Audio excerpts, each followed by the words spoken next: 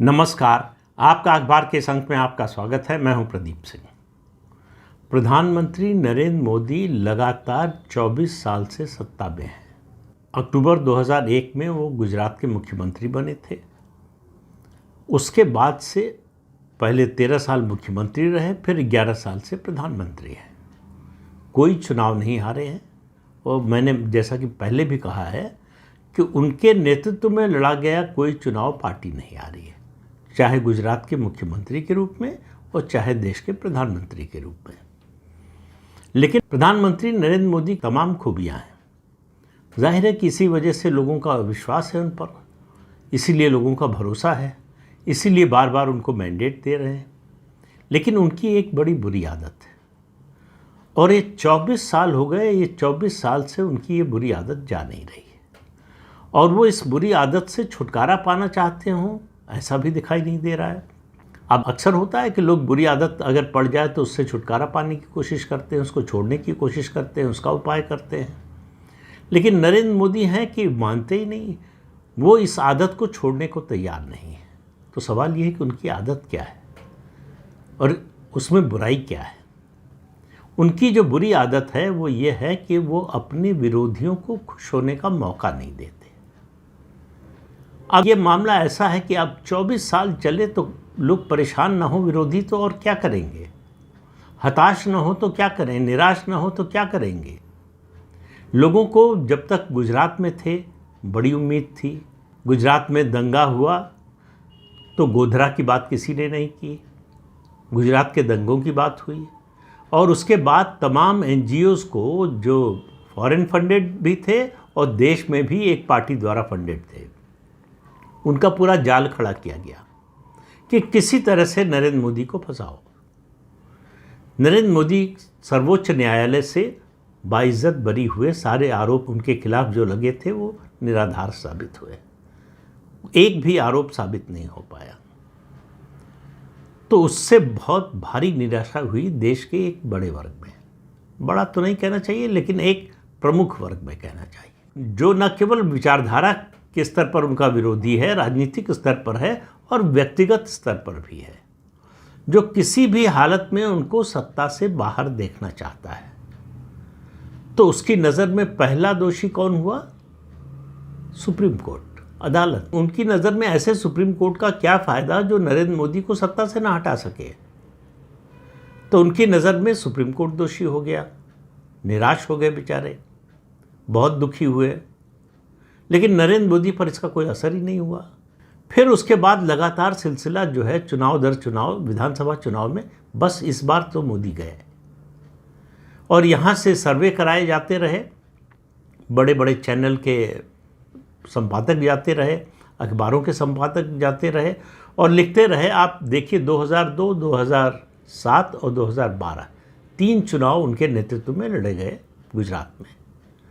आप पुराने अखबार उठाकर देख लीजिए, पुरानी टेलीविज़न की रिपोर्ट्स उठाकर देख लीजिए, आपको ज़्यादातर में यही खबर मिलेगी कि गुजरात में बीजेपी नरेंद्र मोदी के नेतृत्व में हार रही है। इस बार सरकार नहीं बनने वाली है। तो कुछ लोग जो है कांग्रेस को बहुमत दिला रहे थे, कुछ हंग असेंबली बता रहे थे, लेकिन बीजेपी लौटकर आ रही है ये बताने वाले केवल भारतीय भाषाओं के पत्रकार थे, चाहे वो हिंदी हो या गुजराती हो, मराठी हो। तो आसपास के राज्यों और हिंदी भाषी मीडिया में यह आता था कि नरेंद्र मोदी जीत रहे हैं। तो उस ग्राउंड रिपोर्ट को गलत माना जाता था ये मैनिपुलेटेड है, जिनके बारे में आज कहा जाता है कि ये गोदी मीडिया है।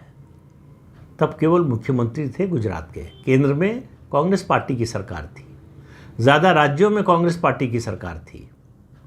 तो सरकार भी उन्हीं की थी, सिस्टम भी उन्हीं का था।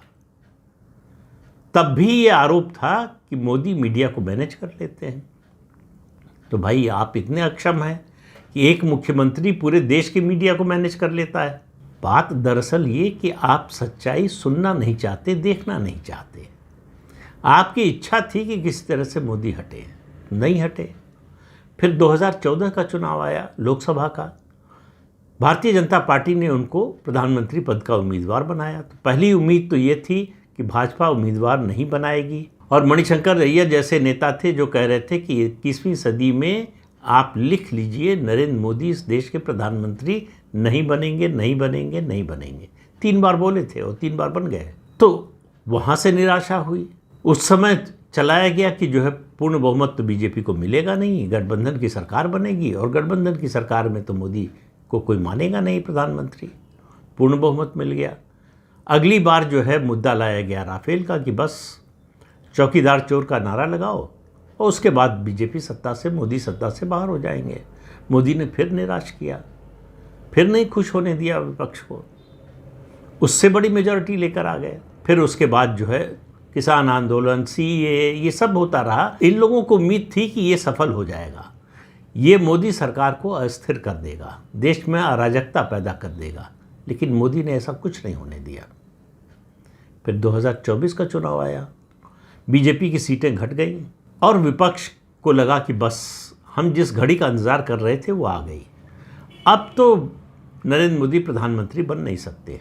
कहा जाने लगा कि उनको तो गठबंधन की सरकार चलाने का कोई अनुभव ही नहीं है, तो वो सरकार ही नहीं, अगर बन भी गए तो चला नहीं पाएंगे। फिर कहा गया कि उनके जो गठबंधन के साथी हैं, खासतौर से 2 बड़ी पार्टियां, टीडीपी चंद्रबाबू नायडू की और जेडीयू नीतीश कुमार की, ये दोनों कभी भी टूट सकते हैं।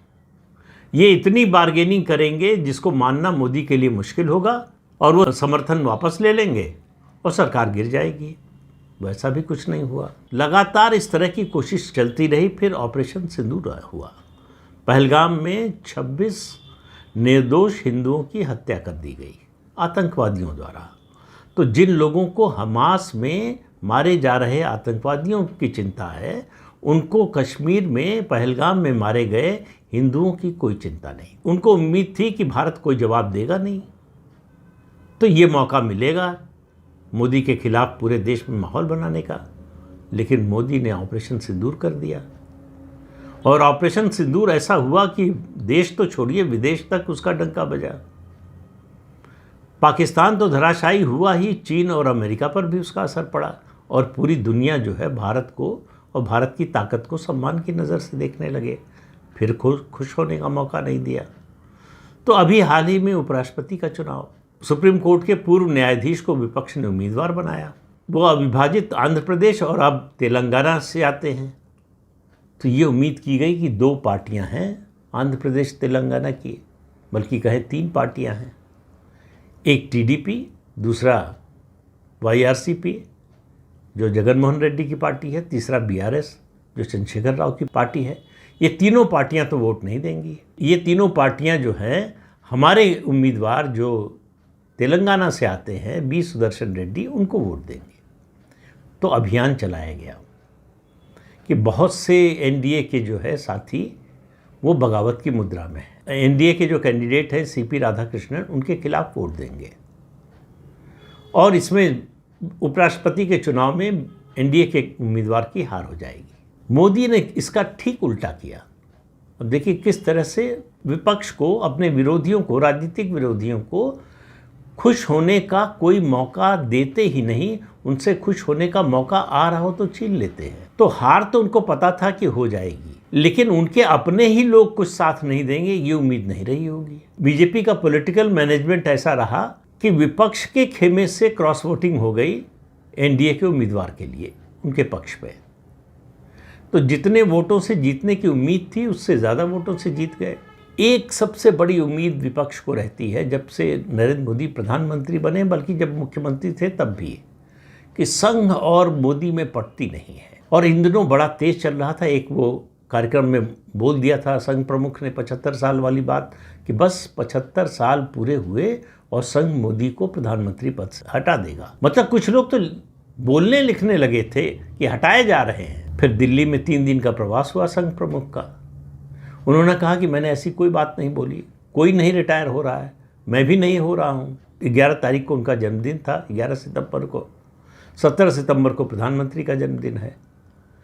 अब ये तो बिल्कुल तुषारापात जैसा था कि सारी उम्मीद इस पर टिकी थी कि मोदी 75 के हुए और प्रधानमंत्री की कुर्सी खाली हुई। लेकिन अब वो उम्मीद भी जाती रही। लेकिन मोदी इससे संतुष्ट नहीं हुए। उनको लगा कि नहीं, अभी भी कुछ लोग खुश होने की कोशिश कर रहे हैं, उस गुंजाइश को भी ख़त्म करो। तो उन्होंने 11 सितंबर के अखबार, अगर आपने देश भर के देखे होंगे तो देश भर के सभी अखबारों में, और शायद दूसरी भाषाओं के, मतलब जो प्रादेशिक भाषाएं हैं उनके अखबार मैंने देखे नहीं, हिंदी और अंग्रेजी के ही अखबार देखे, सब में प्रधानमंत्री का लेख छपा है। संघ की 100 साल की यात्रा और उससे ज़्यादा संघ प्रमुख मोहन भागवत के कार्यकाल की बात।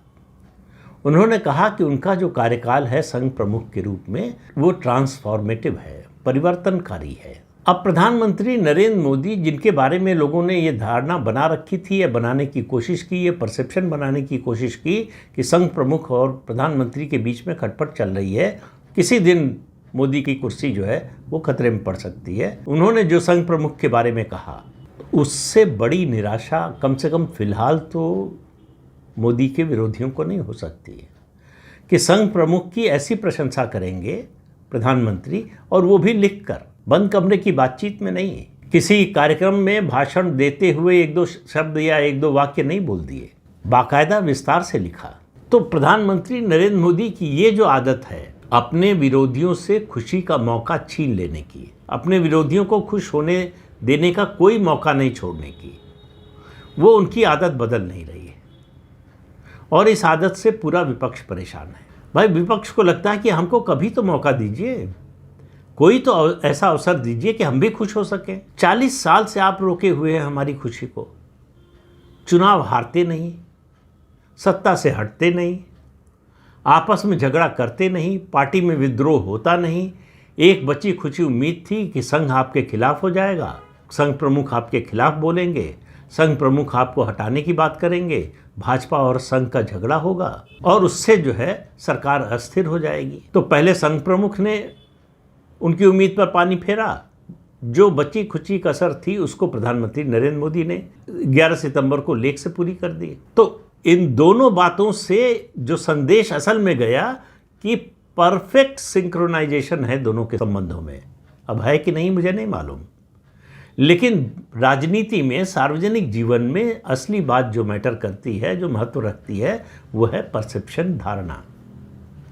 धारणा इससे यही बनती है, पहले संघ प्रमुख के बयान से और फिर प्रधानमंत्री के लेख से, कि दोनों के बीच में कोई मतभेद नहीं है, दोनों के बीच में कोई टकराव नहीं है, और इस टकराव का इंतज़ार जो लोग कर रहे हैं वो बेकार इंतज़ार कर रहे हैं, ऐसा कुछ होने वाला नहीं है, उनको खुश होने का मौका नहीं मिलने वाला है। अब विपक्ष से खुशी का मौका छीनने में प्रधानमंत्री के साथ संघ प्रमुख शामिल हो गए। कभी कभी अपने बयान से कोई ऐसा मौका दे देते थे छोटा मोटा, जैसे 75 साल की बात कही उन्होंने, तो विपक्ष बड़ा खुश हुआ।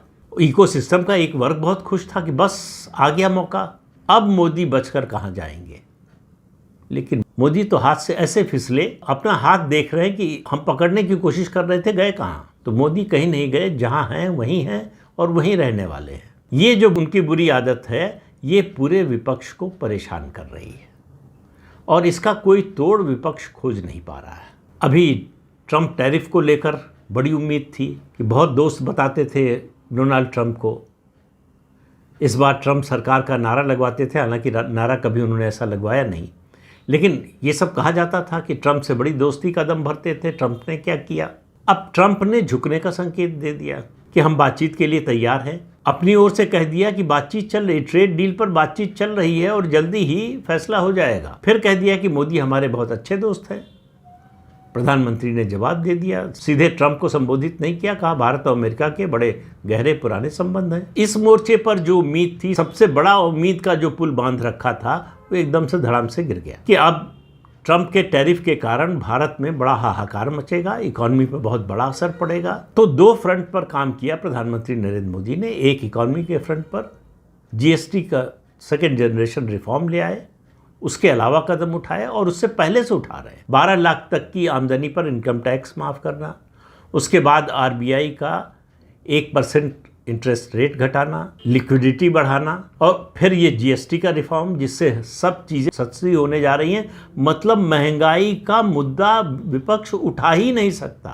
देश में पहली बार ऐसा होने जा रहा है कि सरकार के प्रयास से चीज़ें सस्ती होने जा रही हैं। जीएसटी जिन चीज़ों पर लगती है उनके लिए आप जितना पैसा देते थे उससे कम पैसा देने वाले हैं। 22 तारीख से नवरात्र के पहले दिन से ये लागू हो जाएगा। तो महंगाई किसी भी देश में, किसी भी देश की राजनीति में विपक्ष के हाथ का सबसे बड़ा हथियार होती है। मोदी ने वो हथियार भी छीन लिया। इकॉनमी कमज़ोर हो जाएगी, ये हथियार भी छीन लिया। दो international credit rating agencies Bharat की इकॉनमी को अपग्रेड कर रही हैं। इस तिमाही में ग्रोथ रेट जो जीडीपी की है वो 7.8% आई, किसी को उम्मीद नहीं थी। भारत आज भी इस दुनिया की सबसे तेज़ी से बढ़ती हुई अर्थव्यवस्था है। दुनिया के तमाम देश भारत से व्यापार करना चाहते हैं, आर्थिक संबंध बढ़ाना चाहते हैं। तो कुल मिलाकर चाहे वो घरेलू फ्रंट हो, चाहे अंतर्राष्ट्रीय मंच हो, चाहे पड़ोसियों के साथ संबंध की बात हो, चाहे पाकिस्तान को जवाब देने की बात हो, चाहे चीन को जवाब देने की बात हो, किसी मोर्चे पर प्रधानमंत्री नरेंद्र मोदी अपने राजनीतिक विरोधियों को खुश होने का मौका नहीं दे रहे हैं। ये बड़ी नाइंसाफ़ी है। भाई विपक्ष को इतना तो कंसेशन मिलना चाहिए कि कभी कभी उनको भी खुश होने का मौका मिल जाए। लेकिन नरेंद्र मोदी तो नरेंद्र मोदी हैं, वो कहाँ बदलने वाले हैं। तो ये सिलसिला ऐसे ही चलने वाला है। तो इस अंक में इतना ही। अगले अंक में फिर मिलेंगे किसी नए मुद्दे के साथ। तब तक के लिए अनुमति दीजिए। आपसे अनुरोध है कि ये चैनल देखिए, शेयर कीजिए, लाइक कीजिए और सब्सक्राइब जरूर कीजिए। नमस्कार।